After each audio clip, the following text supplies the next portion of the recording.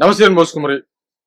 జగన్మోహన్ రెడ్డి గారు లిక్కర్ని అంటే మా వాళ్ళు బాగా తాగుతారు, రాబోయేటువంటి రోజుల్లో బాగా తాగుతారు, విపరీతమైన బిజినెస్ మాకు అయ్యిద్ది అని చెప్పేసి జగన్మోహన్ రెడ్డి గారు మందుని తాకట్టు పెట్టి, ఆంధ్రప్రదేశ్ యొక్క మందుని తాకట్టు పెట్టి అప్పు తీసుకొచ్చారు.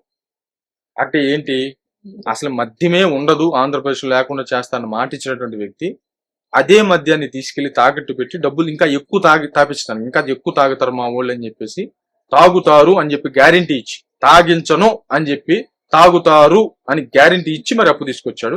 అప్పట్లో బాగా వైరల్ అయింది. ఇప్పుడు చంద్రబాబు నాయుడు గారు గనులు తాకట్టు పెట్టి, గనుల్ని తాకట్టు పెట్టి అప్పులు తీసుకొస్తున్నటువంటి పరిస్థితి ఉంది.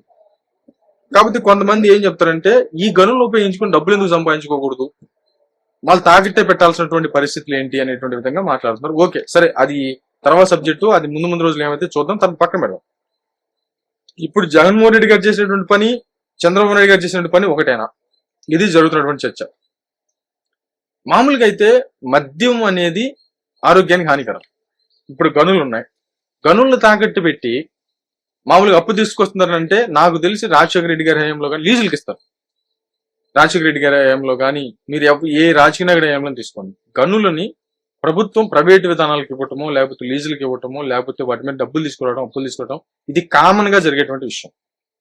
దానికను మా వాళ్ళు బాగా తాగుతారా అని చెప్పేసి మందు మీద, అంటే సారాయి మీద డబ్బులు తీసుకోవడం, అప్పు తీసుకురావడం మన చరిత్రలో మనం ఇప్పుడు విన్నామా? మరి విన్నాం. ఈ గనులు తాకట్టు పెట్టి డబ్బులు తీసుకురావడానికి మద్యం తాకట్టు పెట్టి అప్పులు తీసుకురావడం ఒకటేనా?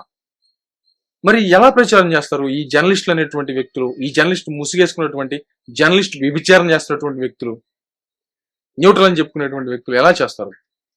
తప్పు కదా ఇది. ఎందుకనంటే గనులు కావచ్చు, లేకపోతే ప్రభుత్వానికి సంబంధించినటువంటి ఆస్తులు ఏవైనా సరే, ఇప్పుడు గనులు అంటే ప్రభుత్వ ఆస్తే కదా, మరి లెక్కర్ కూడా ప్రభుత్వ ఆస్తి అని చెప్పండి. ఇంకా నోరు మూసుకొని ఎవరి పాటికి వాళ్ళు వెళ్ళి జేబులు చేతులు పెట్టుకుని నడుచుకుంటూ వెళ్ళిపోతాం. ఇంకా ఆడ పడితే ఆడికి నడుచుకుంటూ వెళ్ళిపోతాం. ప్రభుత్వానికి సంబంధించిన ఏ ఆస్తులైనా సరే తాగట్టు పెట్టి అప్పులు తీసుకొస్తాడు.